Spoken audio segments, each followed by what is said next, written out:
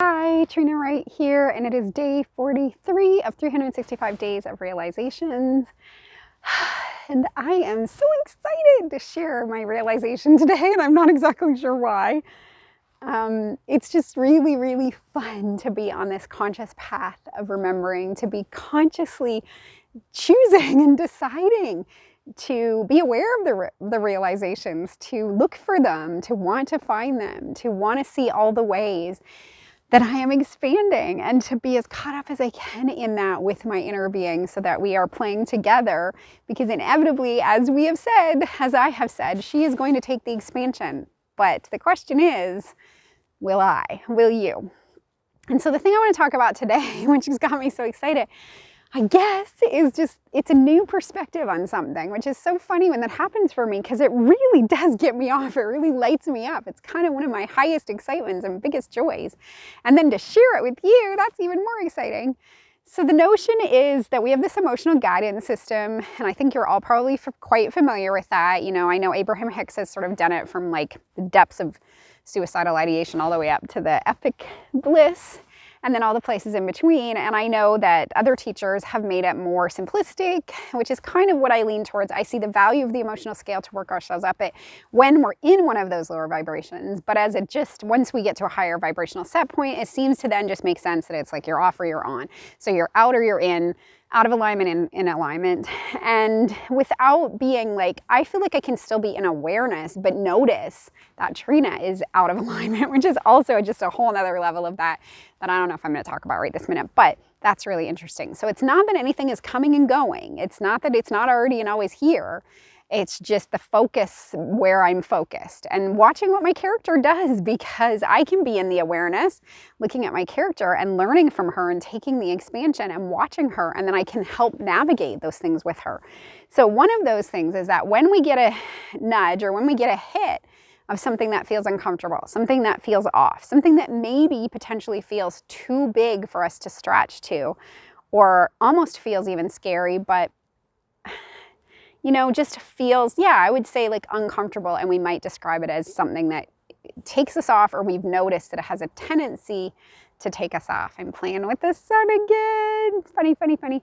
So I think that there's a tendency that we have all been sort of brought up with, that when something doesn't feel good, we're going to move away from the thing that doesn't feel good, and we're going to move into something that feels good. So we just step away from it, which is in essence part of what the emotional guidance system is for. Yes, that's true.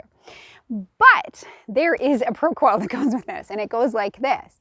If the thing that is causing you to feel bad, if you really listen to it and all you ever did was simply move in the direction of something that feels good, sure, you know, that might take you to all you ever wanted. I can't say that it won't, but the depth of that experience might not be quite the same. Definitely, you would be kind of taking the long way around. That's how I see it. Even though it looks like the easiest way, it may not actually be the easiest way. And this is why. Because when we hit up against something that starts to feel uncomfortable or doesn't feel good, remember, it doesn't mean that we're not supposed to do it. It doesn't mean you're going in the wrong direction, turn left instead of right.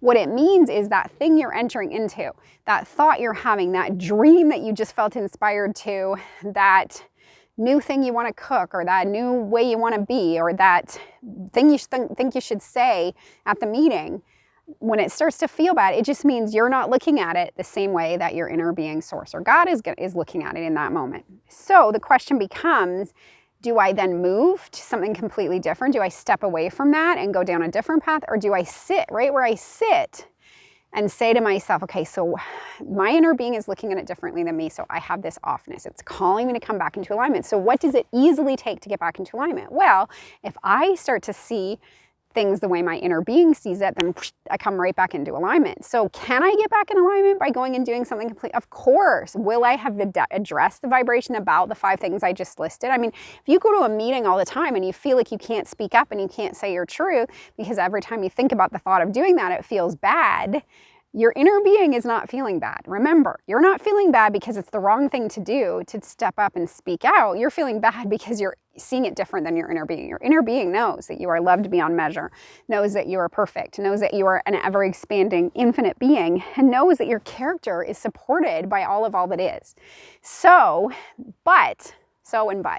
So if you then go into that without doing any adjustment, probably it's not going to go well, because now you've entered into something that you had immediate resistance, because whenever we feel an offness, whenever we feel out of alignment, it is resistant. So whatever those beliefs are, whatever it is that has led you to that feeling of offness, to that resistant feeling, is going to then play out in the experience. So you're going to speak up and nobody's going to like what you say, or they're going to tell you to be quiet, or you're just going to, that feeling's going to get worse inside of you and you're going to contract. Inevitable. So that is not what to do. But the idea is, so what would it take to have this awareness, to be in awareness, to notice the reactions that are happening within yourself or within your character, however you want to view it. Distance yourself a little bit though, so that you're not like fully right in it completely, so that you can have that noticing and awareness. And then at a different time, potentially, I mean, at some point you'll be able to do it really quick, but maybe in the beginning, in that first little bit, just be with yourself about, in a quiet time, about like, so what is it that arises every time I think about doing fill in the blank? What is the cause of that? And it's almost always related to a belief, which is usually related to lack. So they won't like me in this example of the speaking out at the meeting. They'll think my opinions are stupid. They won't think that I have anything to contribute. They'll poo-poo everything that I have to say.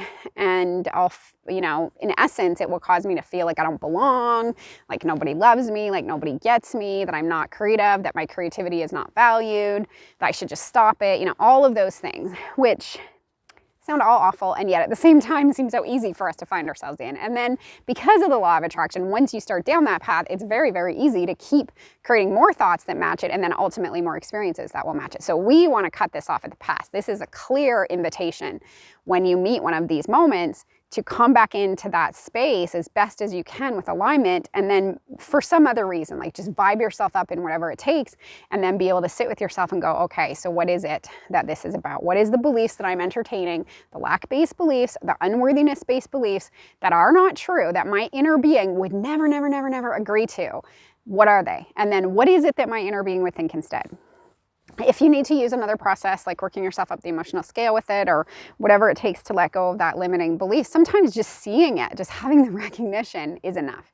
That's part of what I have found. And also just being able to sit with it, like, okay, so in this example, so what if no one ever liked me? What if no one ever saw things the way I saw them? What if people didn't think I was creative? Like, what if I reached out and they just weren't ready to hear it? I mean, that's never going to happen, just to be clear, if you're in alignment and if you're flowing with the fullness of your inner being and you're following that inspiration. But we hold ourselves back because we're afraid of this thing called unworthiness, or this proof that we're not good enough. Like, as if we think in all of creation, you are the one being that did not come with an inner being. You are the one being that is not hooked up to source. You are the one being that God is constantly judging and saying, prove yourself, prove yourself, prove yourself, when that is nowhere near the way it works. That is not at all what is going on here. What is going on here is every single one of us is connected to source. Every single one of us was created by and through source, through source's intention, through source's energetic vibration. Every one of us still holds that as who we are, the basis of who we are, and it is inescapable. It just is true. And so whether you see it, whether you believe it, whether you feel it, whether you experience it, I'm just going to step down, doesn't make any difference, because it is still true. So as you sit with that, just as a, you know what, I would be okay, because the source that feeds me does not come from outside of me. It comes from inside of me. I don't need those people to tell me I'm worthy, because I already know that I'm worthy. If that was true and you surrendered to not needing them, then again, that's going to change the vibration. So my invitation is, when something like that takes you off, to ask yourself, sit with yourself, and be present with yourself to see what that's about and what is holding you back. Also, I had a quick little phone call with a friend of mine today that I haven't talked to in a long time, and one of the things she said is that she really, really loves and respects and appreciates and is inspired by with me is my willingness, and she used that like word, my absolute willingness to dive into whatever it is that I am being called to ask the hard questions, to go for the hard answers, to sit in whatever it is that I need to sit in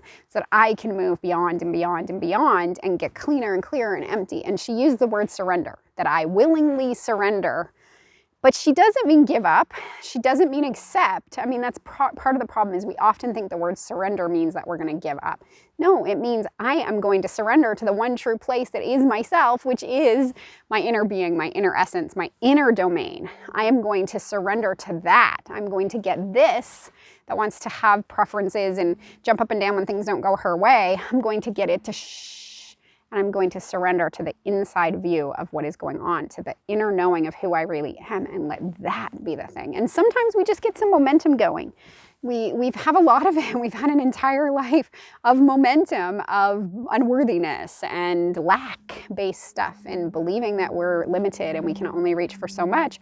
So it is going to take a little while for it to just all get rooted out, and we don't have to do it all consciously. We don't have to do it all in awareness in the sense of like having to know what each little thing is, but we do have to want to reach for more. And that's why I love the idea of just partnering with our inner being, tuning into our inner being's thoughts about us, seeing how our inner being sees us, how our inner being sees the world around us, which is ultimately our joint co-creation, and just being able to like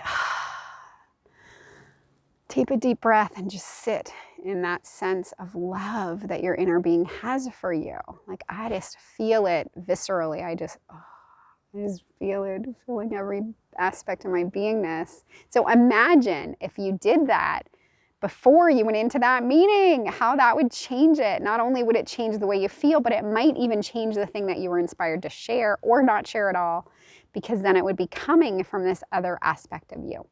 So I love that. I love the idea that the willingness to explore our offness without getting stuck in it. That's not what I'm saying. I'm not saying get stuck in it. I'm not saying accept it.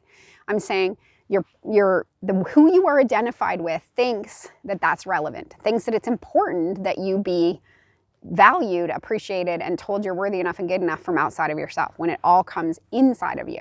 And so the only way to let some of that go is to be like, if they didn't, what would happen? So if nobody ever validated you again, then what would happen? Would you just shrivel up and die because you can't live without that validation? Of course not.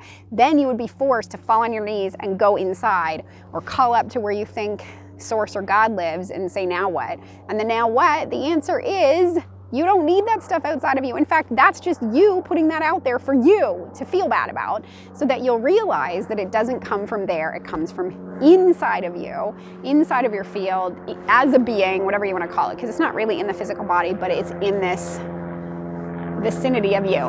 There's an airplane. Hi, airplane.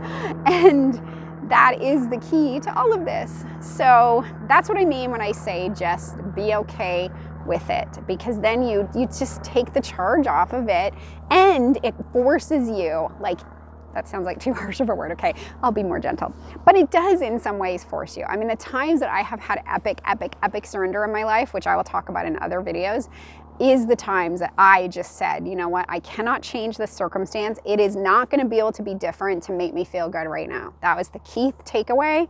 There is nothing I can do about it in a physical kind of sense. It forced me to go inward and say, you know what, this is the place that I live. This is the place I breathe. This is the place that I create the world, that I then see through, that I then take with me everywhere, that I rendezvous with. And from that place, filling myself up completely with the feeling of Source, with the love of Source, none of that mattered.